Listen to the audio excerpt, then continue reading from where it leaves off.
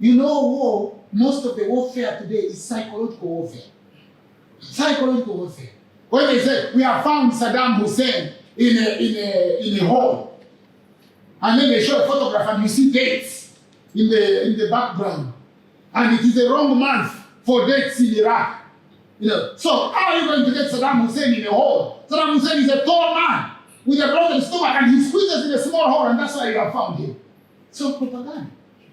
When they say, we caught Osama bin Laden, we killed him last night, but we have buried him in the ocean in accordance with Muslim customs because we didn't want to keep him for a long time. Hey, really?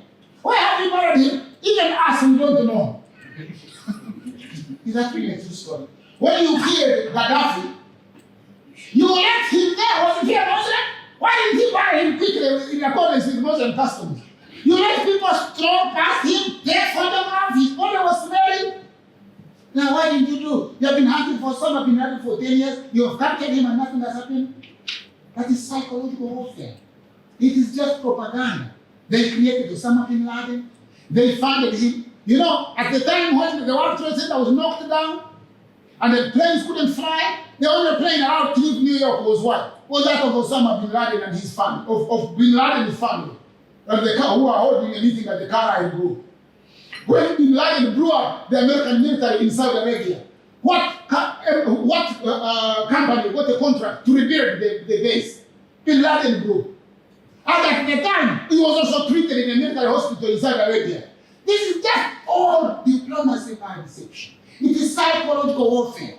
Because if you were strong, you know when they invaded Afghanistan, they spent 1 month dropping bombs. Then they drop bombs, then they say, we want to see satellite images whether the people have died. If you are strong, come and fight me. You know, you want to fight, come and fight. It's the same thing when you are children, you want to fight somebody. You say, I am really going to beat you. And then you start, putting your shirt like this, yeah? And then you remove your watch, you put it on the side. Really, you want to fight. Yeah? It is, if you want to fight, fight. But don't start removing your shirt, then removing your watch, then say, we want to see satellite imagery, because they are afraid. That is why they develop missiles to fire from far. They don't want to face you eye to eye, man to man. Because they know if you face each other, you say, okay, now the guns, your long range guns, and higher jump jets, and whatever. So they create all these names, Navy SEAL, SWAT teams, and they say now SWAT has come. Oh, now the Navy SEALs, the American Marines, and they get all these young people, poor people who can't go to school. They can't afford school, so they send them to die, for oil, for these corporations. Because America is owned by corporations. America is not owned by their citizens. No, they sack them up. They can't believe in the real because they're playing video games. They can't believe in that they can beat everybody. So they go to Somalia. They use a general called Muhammad Farah Aididi. And he beats them down, completely. And then they say, but we have SWAT teams, but we have Navy SEAL, but we have American Marines. Where were the Marines in Somalia? They have been looking, they can see, they can read a print. They have been looking for corn. The first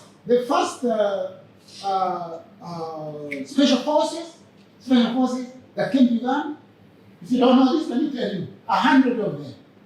60 of them didn't really make it to Central Africa because they got sick. They did most of the fighting looking for corn in Sheraton Hotel. And those who have got into the Central African Republic, where they saw all these creeping crawlies and spiders and whatever, they just hold up in one area and let them go and do the fighting. It's just a name. Illusions of grandeur.